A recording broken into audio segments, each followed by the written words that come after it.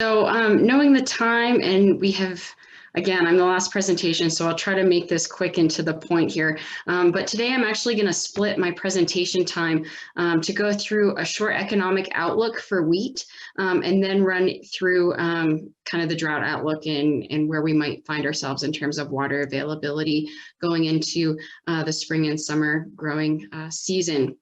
So with this economic outlook for wheat, if you have any questions, please send Ryan an email.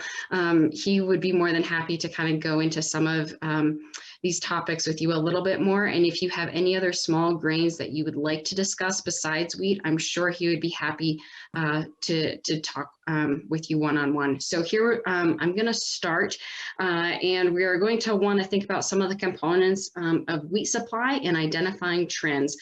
So just visually what we can see here is that wheat supply has been dropping since the 80s or so. The US only imports a small amount of wheat, and that's been relatively steady. But if we want to think about our production, what we've really seen in the last, since the 80s is really wheat acreage has dropped about 50%, which is pretty substantial here. And that's come with an increased demand for corn and soybean acres. And that's driven a lot of the changes that we've seen for this crop in particular. At the same time, increases in production technology have increased wheat yields about over 50%.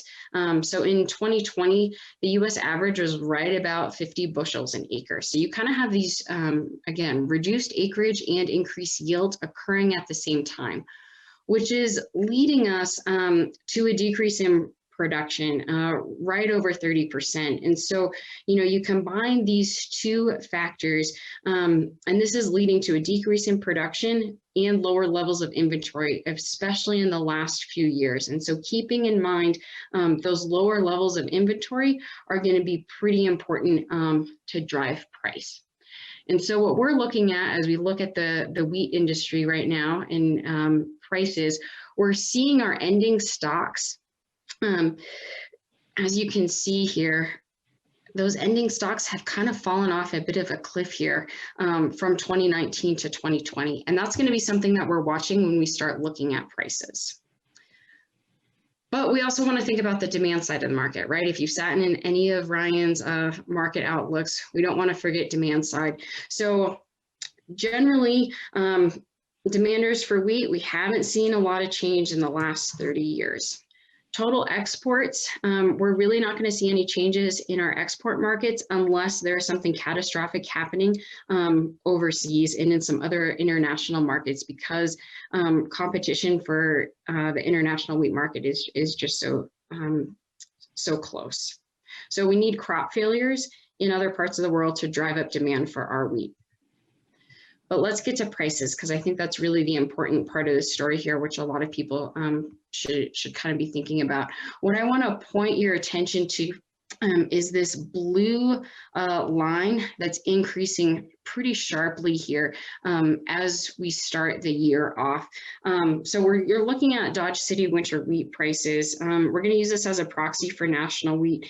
And here we're well above, the average for the last 5 years for those winter wheat prices. And finally, I want to conclude here with looking at futures markets because future provides a good indication of market expectations. This chart's for July 2020 wheat futures, and as of January 25th, they were trading at $6.34, which is almost $1.50 above the 5-year average for the same contract. And so what Ryan and I talked about is that the market is really indicating that this is going to be a strong year for wheat. Take that with a grain of salt, though. There are climatic factors, other impacts that we'll want to kind of be watching here. But from what we can see right now, it might be a good time to lock in a portion of your crop with these prices, because they really are just so far above what we've seen historically for the 5-year averages. So again, with that, if you have any questions, please shoot Ryan an email. But overall, that's kind of what we're seeing in the market for wheat. And then I'll kind of spend the last few minutes here looking at a drought and water outlook.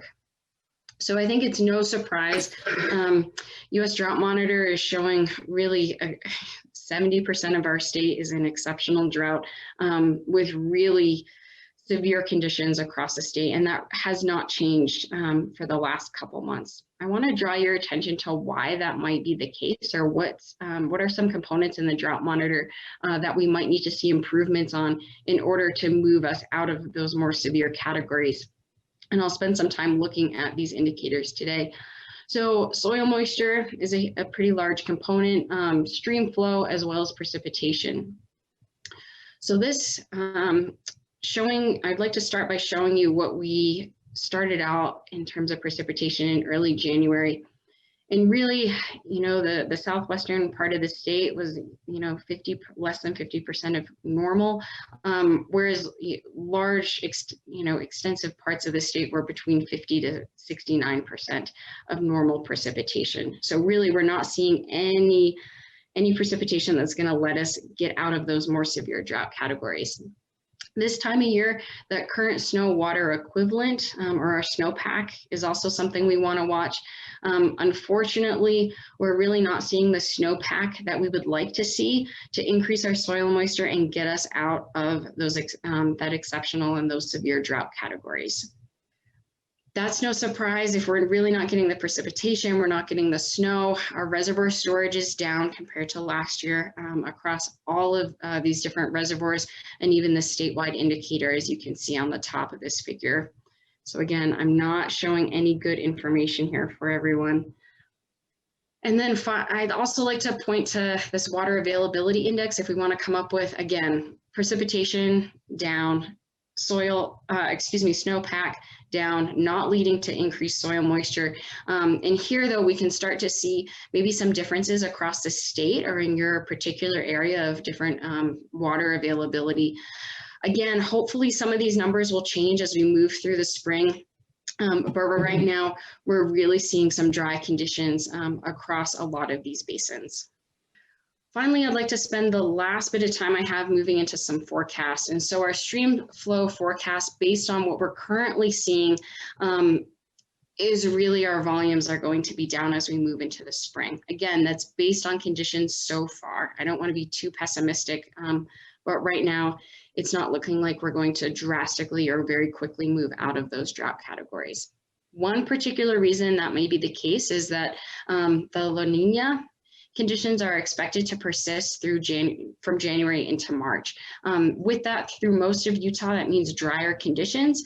We are seeing potentially returning to a neutral conditions kind of later in the spring here. Again, 55% chance from April to June. So we'll see. I'm thinking that I will kind of be watching these ENSO conditions to see if we might have some letting up of that dryness. If I look at the 3-month temperature outlook, we're seeing probabilities of above average temperatures for the next 3 months, and unfortunately below average rainfall or below average precipitation. So again, as we kind of start thinking, moving into those spring conditions, I'm not seeing us move out of those drought conditions super quickly. And I think that that's corroborated by, this U.S. seasonal drought outlook for the spring. Drought is expected to persist through much of the West and Southwest through April. With that, I will take any questions in the chat. Again, I can put Ryan's information back up if you have any other small grains that you'd like a market outlook for. And if you have any questions, please feel free to reach out. Ryan and I have a monthly podcast called Precip and Prices if you'd like any questions addressed, or if you'd like to kind of follow us monthly on the markets and drought outlook for the state. Thanks so much. Thank you, Anastasia. I just wanted to confirm that's Ryan Larson you're speaking about. Is that correct? Correct. Yeah, I'll pop his email in the chat, and if anyone has any questions, I'm sure he'd be more than happy to answer them. Thank you. So while we're waiting for some questions to come in for Anastasia, I just want to do a brief reminder of the survey.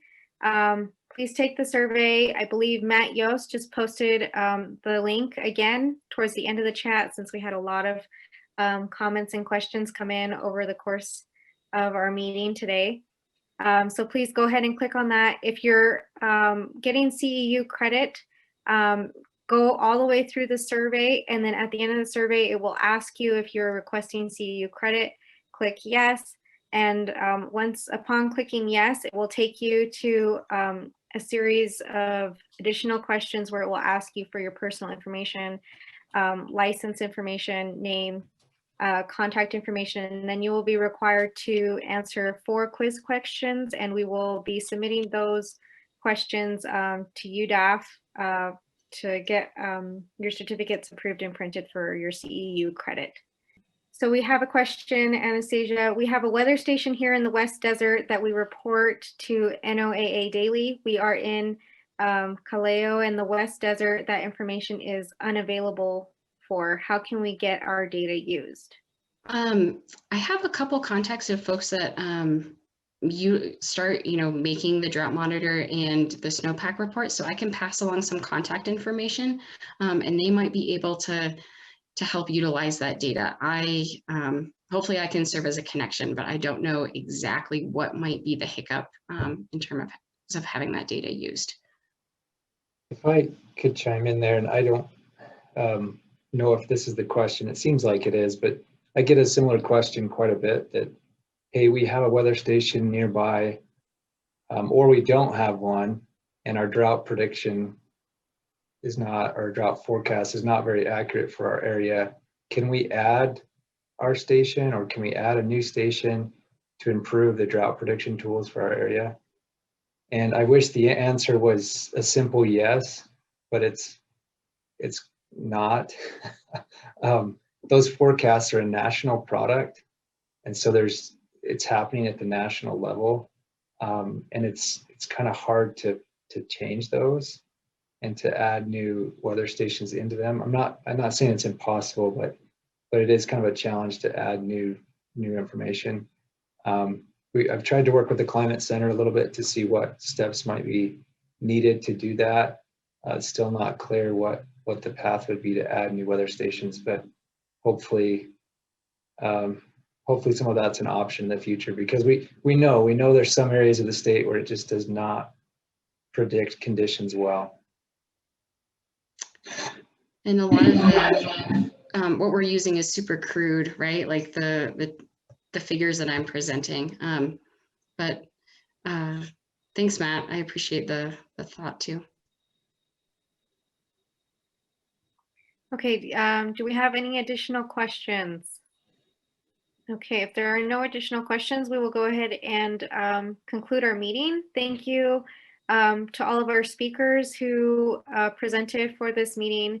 It was very informative, and thank you for all of the participants. We greatly appreciate your involvement and your thoughts, your questions, your comments, and helping us continue to improve our information so we can continue helping you. Thanks, Reagan. I will stay on here for a little bit as usual. If people have comments or questions, please feel free to ask.